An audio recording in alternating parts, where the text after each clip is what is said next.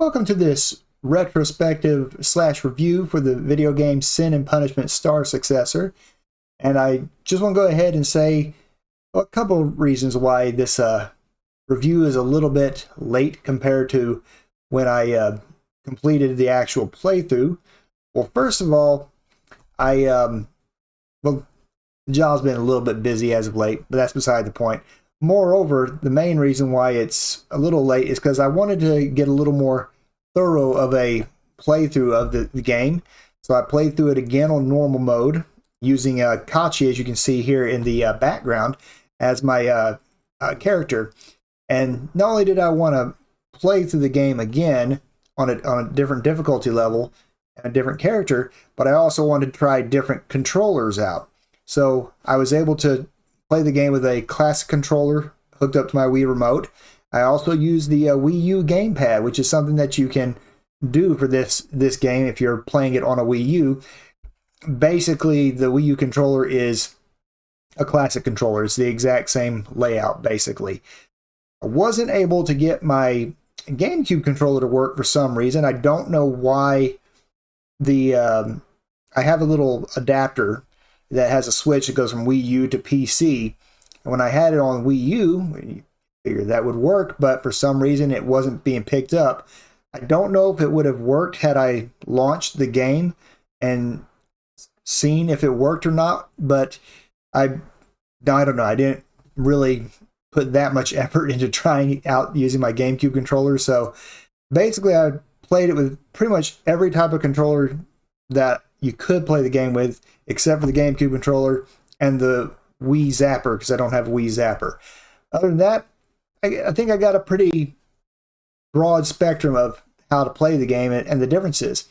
And so I think that gives me a little bit better of a perspective to talk about the game. So that's what I'm going to do right here. And so as you can see here in the background, I do have, I think this is the fourth stage, if I'm not mistaken. So I have the fourth stage running in the background and not editing out any of my deaths. I'm just going to let you see how bad it was for me on this stage as it goes into the background. But it gives you a good idea of a bit of what the game looks like, basically, at least when you're playing it on a Wii U. So I'll go, since we're talking about visuals, let's go ahead and talk about them. So I think the visuals are actually really good for the game. Very colorful, but it does kind of have that washed out look that a lot of, well, not a lot, but a decent number of Wii games have, at least when you're playing them on the Wii U. They seem to have a bit of a washed out, blurryish kind of look to them. And this game also kind of has that. But outside of that, I think it does look very good from a visual perspective. I think one of the main issues I have with the game from a visual perspective is, unlike, say, the first game, there is just so much stuff at times going on the screen here. And in that perspective, sometimes the blurriness can actually work against you in the game. There's plenty of times where I was playing, I was like, where the heck am I? Because there's so much stuff on the screen. And this was, I guess, probably a very good example of a bullet hell game as well. I think Treasure had been doing some of that stuff back on the Saturn and previous generations. And so they brought some of that bullet hell philosophy to this game. I mean, looks great, but there is the aspect of you can really get lost on the screen and have a very hard time seeing where you're located. But I think it does look very good. All the environments are varied. They're a lot different from each other, so it's never like the same thing twice. Each stage is completely and totally unique. And I don't know why they start with stage 0. I guess because it's a training stage, basically. But other than that, there's basically 8 full stages to play through in the game. And another reason why this review is a little late getting to you all is because I was making videos of the Kachi playthrough, and I found out is like, well, there's really no difference in the storyline. So that's when I decided at this point, I was like, okay, I'm not even going to bother posting any of the Kachi stuff, because there is some minor differences, but that's all they are, is literally very subtle differences. From a story perspective, the game is exactly the same. And speaking of that, let me go ahead and also mention the two different characters. Very different play styles for them. It was actually quite surprising how different the play styles were. If you look at Kachi on paper, you would think that it would be, well, this is the easy mode for the game because she has the auto lock on. That's not necessarily the case, actually. Now, I will say probably with a controller, using Kachi is probably a better idea if you're not using the Wii remote, because that auto lock on does help you with locking onto enemies. But it also can be a double-edged sword, whereas you might lock onto something you don't want to lock on, and the only way you can get out of it is to basically stop shooting and then try to lock onto something afterwards. So it's not the end-all and be-all, this is the easy mode of the game, because it really isn't. And also her power attack, you have to charge it up to get the full blast, and you can be interrupted very easily while you're attempting to do that. And, you know, one of the things about Issa is the fact that you can just charge it up and let go, especially compared to Kachi, much more quickly. And, you know, you may not be locked on when you're shooting, but you can just, you know, sweep your control left and right and get whatever gets in your way, basically. So they're very different play styles, and I'm not going to say one's easier than the other, because I truly don't think the play style for either character is easier or harder, basically. Even depending upon the type of control scheme that you're using, basically. Now, when you beat it with both characters, it does unlock a Issa and Kachi mode, where you're able to play with both characters and swap back and forth between them by hitting the dash button or select button, basically, depending on, you know, the controller. And I admittedly did not try out Issa and Kachi mode. There is a secret ending for doing that. I'm not sure if I'm going to get to that anytime soon, because, you know, I'll go ahead and talk about the difficulty of the game, and this game's tough. It is not an easy game, and even when you're playing on easy mode, it's not easy. Having said that, there is a fairly noticeable increase in difficulty when you go up to a normal, and I can only imagine the hard difficulty. They might as well, you know, change it to pray for your existence or something along those lines, because normal's tough. It's very difficult. But like I said, even the easy mode wasn't easy. So they probably need to come up with a different naming strategy for the difficulty levels on these games, because yeah, it's definitely going to be a challenge regardless of what difficulty mode you select. Having said that, one of the biggest improvements to this game, I mean, yeah, I'd say it's an improvement. One of the biggest improvements to this game is the fact that you no longer have a limited amount of credits like you did in the first game. So that really made the first game, you know, very frustrating, especially when you jumped up to normal difficulty. And I would say that the first game was definitely much more noticeably crazy or difficult, whatever word you want to use, compared to this one when you went up in level. This game, at least you have unlimited continues, and also a very nice aspect to this game is the fact that when you hit a checkpoint, you don't have to stay in the entire stage the whole time to basically take a break and walk away. You can actually, if you get to any checkpoint in the game, you can go ahead and hit save and quit, come back later, and say you're in the middle of the stage, you'll pick up right back where you left off. So that's a great feature to this game. but it's also kind of necessary, especially if you're playing with the Wii Remote. So this is where I want to get into probably the weak aspect of the game, but also kind of a strong aspect as well. It's kind of weird that way. But the controls that you have for this game they're varied, I guess is the best way of saying it. When I originally was getting ready to play this, I was saying I wanted to look online, what's the best way of actually playing the game?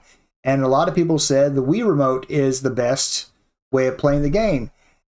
And that is true because you have a lot more precision with your shots and you're able to aim a lot better. But the problem is, most of these stages, with the exception of maybe the first, stage 0, 1, and I think stage 5, if I remember correctly, these stages are long. They're not short stages. In fact, like stage 6 is just incredibly long. It's a very long stage. And yeah, the Wii Remote is very good, but it's quite easy to get, suffer fatigue while playing the game. There's just certain parts of the game is like, my wrist is actually killing me right now. I mean, I would hold the Wii Remote a little bit close to my my body when I was playing. That actually did kind of alleviate some of the fatigue from holding your arm up the whole time. But even with doing that, the fatigue of moving your wrist back and forth and all over the place, it's still going to set in.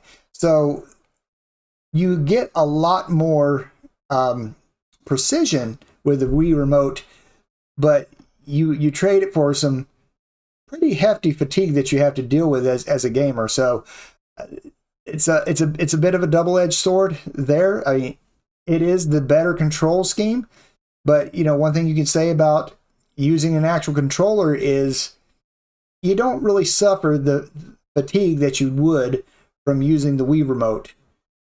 At least I didn't. I felt a lot better when I was using the controller, but I was also playing on normal difficulty, so the stages were more difficult at that time, and you have to deal with the less precise aspect of having to move your aiming reticle with the right-hand control stick.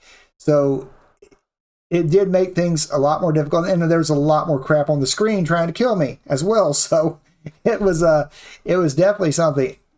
One thing I will point out, though, another reason it took me a while to get this this review out here, is the final boss is tough, very, very tough.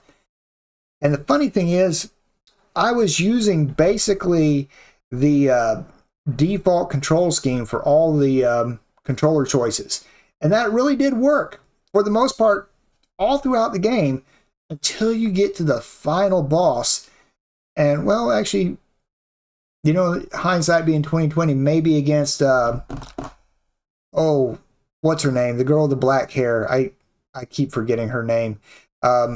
Maybe against her, that would changing up the control scheme might have also made things a little bit better as well.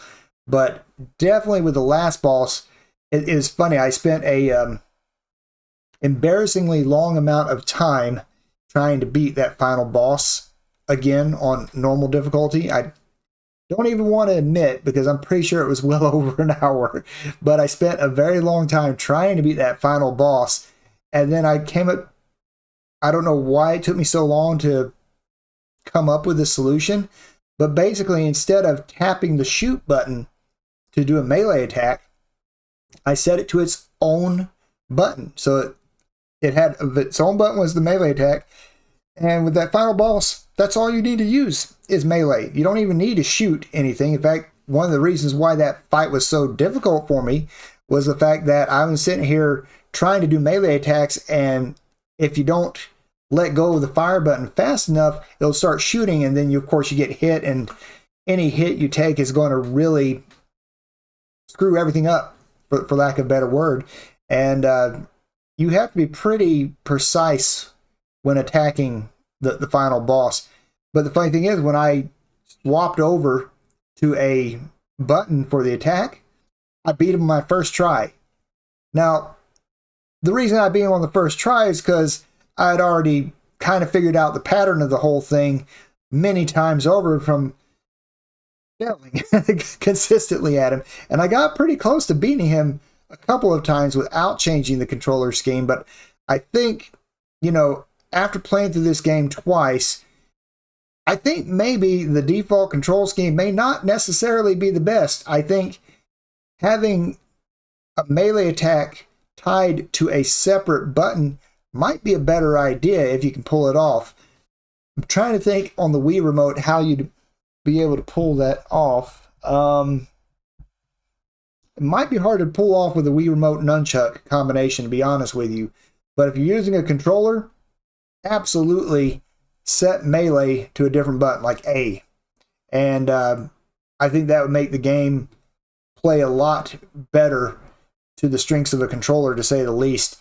And so that's a bit of a advice for me as far as this. If you do plan on trying to play the game, set your melee attack to its own button if you can. And I think you'll be very happy that you did so. Outside of that, there is one thing I haven't mentioned about the game, and that's the sound effects. I want to say that this game, I don't know, usually Treasury has very good soundtracks, and I don't know if, when I played the first Sin and Punishment, nothing really stood out to me from a soundtrack perspective. I don't know why. Maybe I just wasn't paying attention, but I will say for certain that I felt like the musical aspect of this game, the music portion, was very good. I think they did a great job, which is pretty typical for Treasure. They usually have really good soundtracks, and I think this game was no different. A great soundtrack. I thought it was probably one of the more memorable things about this. In fact, like every time you start a stage, you're like, man, that music sounds pretty awesome. I mean, the rest of the soundtrack, or the sound effects, are actually very good and potent as well. You can also say the voice acting was obviously much improved in this game compared to the first Sin and Punishment, but you're talking 2 generations of consoles later, going from the N64 to the Wii. So I would hope that the voice acting would be improved, and it is. The script can be a little bit corny in some places, like that one conversation where Issa is describing what a human is to Kachi. I felt like that was probably one of the corniest lines of dialogue I've ever seen in a video game, but you know what? That's fine. Outside of that, the voice acting was actually pretty dang good. And the story itself, I don't think was quite off the rails the way that the first one was, or I mean, I wouldn't say off the rails.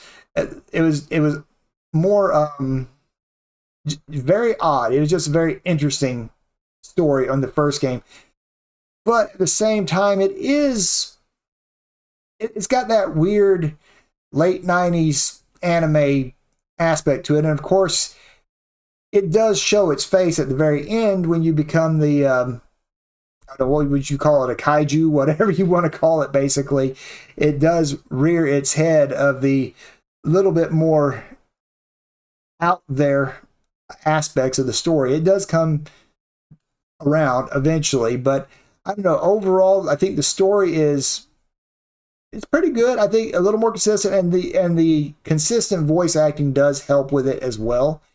I don't know if I would say the story is the strong suit of the game. It's pretty decent. There's still a lot of apparently questions that kind of don't get really answered unless you play it in Issa and Kachi mode. So, and I've kind of cheated a little bit in trying to figure out, when I was trying to figure out, should I upload all this stuff? Is there going to be any change to the ending? And the only difference to the ending is if you beat it with Issa and Kachi mode, and then things get a little bit different. from that aspect. And that's when I found out that, yes, there is a different ending and things are somewhat explained a little more when you beat it in that mode. But for the most part, from a story perspective, it's fine. I'm not going to say it's the strong point of the game, but the story mode is good. It's fine. Overall, what this game is about, it's the gameplay. And for the most part, the gameplay is definitely challenging. I would say 100% it's an improvement over the previous game. It's a very, very, very big improvement in pretty much almost every possible area that you can think of. In fact, I don't really know if there's any area that this game is worse than the other one. If there's anything I would criticize this game for the most, it would be the length of the stages, because it can get, almost, I don't know if frustrating is the word I would use for it, but when you can go through a single stage, and depending on how devastating it and tough it is on you, you could spend a good 45 minutes to an hour in a single stage. So it's almost like an endurance race at that point. Like, this is all just one stage of me playing it for this background video, and I think that's a pretty long video. I got it full screen, so I can't tell how long it is, but it took me a while to get through this entire stage, and fortunately I was using a control, so I didn't get fatigued as easily. But even after using a control for a while, it still wears on you. And so if there's anything I think this game probably didn't hold up quite as well as the first one, is the fact that these stages are extremely long, and the first one was a little much more of a bite-sized overview for a lot of the stages, I think. So that's probably the only aspect of this game where I think the first game might be a little bit better. But from a content perspective, there's just a lot more content here. It's more play styles, more control choices, better control choices. I think, the Wii Remote Nunchuck is probably the best, but it would be better to do it in chunks, not try to do an entire stage in one sitting, especially when the majority of the stages actually are very long. It's probably better for you to just basically take it easy and maybe hit a couple of checkpoints, save and quit, relax a little bit, come back later, and try it again. So that would be my suggestion for playing the game. I did look up a guide for this, and at the end it showed all the different special medals for each of the stages and what you need to do to get them. But it turned out that wasn't really, it wasn't like a in-game collection or anything like that, like you would get in, say, I don't know, a Kirby game, for a good example. It's just something you could do to basically get more points in the stage. The problem is like, there's two problems with that. First of all, for you to be able to upload your points, or to get the most points, you have to not die and not continue, and that's really, really tough to do. The whole not dying thing in a single run on a lot of these stages. It's I wouldn't say impossible, but pretty dang near to being impossible. At least for me it was. And the second aspect is that service is completely and totally not even there anymore. So I didn't even care about what I had to do to get some of the special medals in the different stages. If I got them, great. But for the most part, it didn't really matter. And that's true. It basically is a ancillary goal that you can do, but it at the end of the day means absolutely nothing. So from a final score, I don't know. I do think this is an improvement over the first game quite a bit, but I think the length of the stages and controller fatigue definitely does wear on it, but I definitely think it is better than the first game. So I'll give it a 90% score. I think it's definitely worth your time. How you can go about playing it nowadays, on the other hand, well, I mean, this is Nintendo we're talking about, and they don't really make it very easy to come about playing a game like this. I mean, I'm fortunate. I was one of the few that the elite that has a Wii U, and I was able to buy it in the eShop, so I was able to buy it pretty cheap because it was only $20, I believe. Yeah, almost all the Wii games without any discount were $20. So a pretty decent deal there, but it's not a deal that's available anymore. So I guess you know what that means if you like this game and how you'd want to go about playing it. Well, I mean, kind of answers that question. You know, in my personal opinion, as much as Nintendo wants to complain about it, if you don't make the games available, you can't really complain about people emulating it. That's just my personal opinion. And this game, if you like shooters or big fan of Treasure in particular, you're going to want to try this game out. It can be very hectic, a lot of stuff going on the screen at one time. If you like bullet hell type games, this is definitely right up there with the best of them, to say the least. And I think it'll definitely be worth your time to try playing this game. So anyway, that's my thoughts on Sin and Punishment Star Successor. So I just want to say thank you very much for watching this video. I'll see you all in the next one. Take care.